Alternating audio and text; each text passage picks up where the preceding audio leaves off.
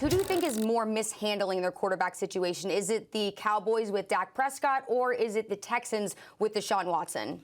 Believe it or not, I think it's the Dallas Cowboys. And the reason that I think it's the Dallas Cowboys is because there's a longer duration, a longer period of time that their actions have been highly, highly questionable, to say the least. For all the things that we want to say about what's going on with Deshaun Watson now in Houston, and there is no denying that. The fact of the matter is that Casario and Coach Culley just arrived there. And so when you look at it from that perspective, that might have a lot to do with it. You got new blood. They've got to get their feet wet. You got a first-time head coach. You got a first-time general manager. And so obviously they just got on the job, and you don't want to make rash decisions. That could have everything to do with what's transpiring in Houston at that particular moment in time in terms of timing. Jerry Jones has been in Dallas for ages. Stephen Jones has been in Dallas for ages. As a matter of fact, Jerry Jones has 3 Super Bowl championships on his resume, although the last one occurred more than a quarter century ago. And when you look at that fact, along with the fact that there are guys that have played the quarterback positions that didn't do nearly as much for him as Dak Prescott has done. There are individuals who've played other positions that have not contributed to winning as much as Dak Prescott has. And yet Jerry Jones took care of all of these guys, giving them market value at the offensive line spot, at the running back spot with Ezekiel Elliott, at the linebacker spot with Jalen Smith, at the the wide receiver spot with Amari Cooper. When you look at the plethora of situations that you can point to where there has been consistent behavior on the part of Jerry Jones to take care of people who have at least tried to assist in taking care of him. And then you've got a quarterback in the name of Dak Prescott, who's 42-27 as a starter, who's taken you to the playoffs 2 times in 4 years, who actually won a playoff game for you. And you're playing hardball with him, not even over cash, over years. That speaks to something far more salacious. It speaks to something far more problematic. Let me get this straight. I'm 77 years old, 78. Now I'm telling everybody that I'm looking at my own mortality. My time is running out. Yet I don't want to sign this guy because he only wants to stay for 4 years, not 5. It makes no sense whatsoever.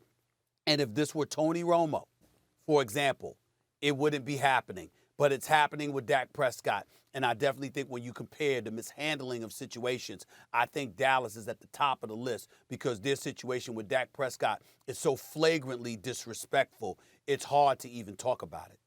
The Texans are easily at the top of the list here, Stephen A. And it's a tough list at the top because I agree with what you said about Dak.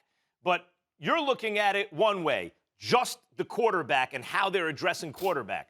But I'm looking at this question about who's mishandling its quarterback situation, not just in terms of how they're handling the quarterback's contract, for example, but in terms of how the decisions they make affect the quarterback and how that affects the franchise. Now, the Cowboys are not a laughingstock in the sense that the entire football world is not saying that's the most dysfunctional franchise. You don't have the icons of the Dallas Cowboys coming out and killing the franchise right now.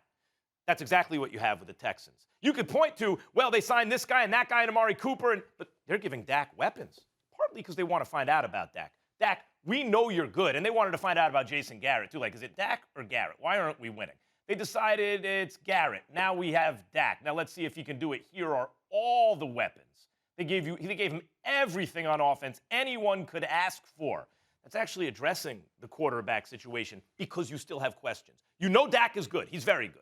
You don't know whether he's going to be great. You know he's not great yet. There is no question about Deshaun Watson. Everyone knows he is great. So, yes, he got paid because when you have a great young quarterback, indisputably, like great top 5 player in the league quarterback, that guy always gets paid. So it's not just about the fact that he got the contract and Dak didn't. It's about the way they've handled quarterback and the effect on the franchise. Think about this, Stephen A. And by the way, they were taking weapons away from Deshaun. Yeah, they took weapons away. They traded his guy. They didn't do that to Dak Prescott. It got to the point where J.J. Watt, the greatest defensive player in the history of the franchise, not only apologized to Deshaun, but then signed with another team. Andre Johnson came out and had negative things to say, essentially, about the franchise as it relates to Deshaun Watson. The Texans now, as a result of their handling Deshaun Watson, are considered the most dysfunctional franchise in the NFL. So you're right in terms of one guy got paid, right? And the other guy's contract's still up in the air. But that's a narrow way of looking at it. When you look at it in its totality, I can't remember a quarterback situation ever in the NFL botched the way the Texans have botched Deshaun Watson. Well, you got to pay attention to the fact that a lot of these guys that are coming out with their noise, and I'm not saying that disrespectfully. I got a lot of love for Andre Johnson and others. I've known Andre Johnson for years. He's a real good brother. Always happy to see him doing well. But let me make sure we're clear about something here. We've never really heard him say anything until Bill O'Brien left. I'm not saying he has or hasn't, but I don't recall anything that he has said negatively about the franchise until recently. Well, Bill O'Brien's been doing stuff for years that were highly questionable. And now he's hiding in Tuscaloosa behind Nick Saban, where all of these questions and all of these problems exist about the Houston Texans. And we're acting like it's just ownership. It's just Cal McNair, and some of the decisions that he's made. But the fact of the matter is Bill O'Brien was running the show. And a whole bunch of stuff that happened was on his watch. And it's amazing as we sit here and we talk and lament the state of affairs with the Houston Texans that his name barely comes up when literally he was at the heart of most of their problems. I'm not saying it was all his fault. I'm saying we don't know because he was right in the middle of it. So he should be called to answer some of those questions instead of being able to hide in Tuscaloosa behind Nick Saban's greatness. That's number one. Number two, having said all of that, here's what I would add to it. Max Kellerman. In the end, you've got a rookie GM and a rookie coach who just arrived. They're looking at a star, and they're trying to hold on for dear life to him. It's stupid for them to do. They don't need to do it. And if they end up not moving Deshaun Watson and holding on to him and forcing him to contemplate missing the season, that would be incredibly irresponsible and stupid on their part, in my estimation. But until that decision is made, we have to at least look at them and say, damn, they just got here. Thanks for watching ESPN on YouTube. For live streaming sports and premium content, subscribe to ESPN+.